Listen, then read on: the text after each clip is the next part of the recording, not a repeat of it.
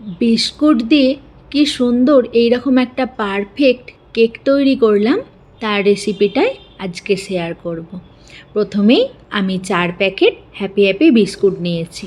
তারপর ওই বিস্কুটগুলো হালকা হাতে ভেঙে নিয়ে মিক্সার গ্রাইন্ডারে দিয়ে পেস্ট করে নেব এবং তার সাথে দেব পরিমাণ মতো চিনি। যেহেতু বিস্কুটের মধ্যে মিষ্টি আছে, তাই চিনিটা নিজেরা পরিমাণ মতো দিয়ে দেবো।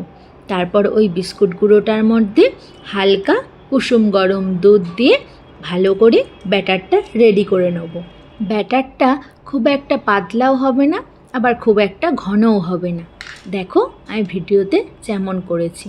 এবং তার মধ্যে দেবো একটুখানি বেকিং সোডা এবং ওই বেকিং সোডার ওপরে অল্প দুধ দিয়ে ভালো করে আবার ব্যাটারটা গুলিয়ে নেব। কেক বসানোর একটি পাত্র নেব। যেহেতু আমার কাছে বাটার পেপার নেই, তাই আমি সাদা পেপারের মধ্যে সাদা তেল বুলিয়ে বাটিটার নিচেটায় দিয়ে দেবো, যাতে কেকটা বাটিটাতে না লেগে যায়। ওপর থেকে ভালো করে বাটিটা চাপা দিয়ে 40 মিনিট ওয়েট করব। 40 মিনিট পর একটা টুথপিক দিয়ে দেখব যে কেকের ভেতরটা রেডি হয়েছে কিনা। তারপর একটা পাত্রের মধ্যে কেকটা নামিয়ে নিচে থেকে পেপারটা খুলে নেব এবং ওপর থেকে আমি ডিয়ার মিল্ক চকলেটকে মেল্ট করে ওপরে ছড়িয়েছি এবং জেমস চকলেট দিয়ে আমি এরকম কে লিখেছি। ভিডিওটা কেমন লাগলো জানাবে।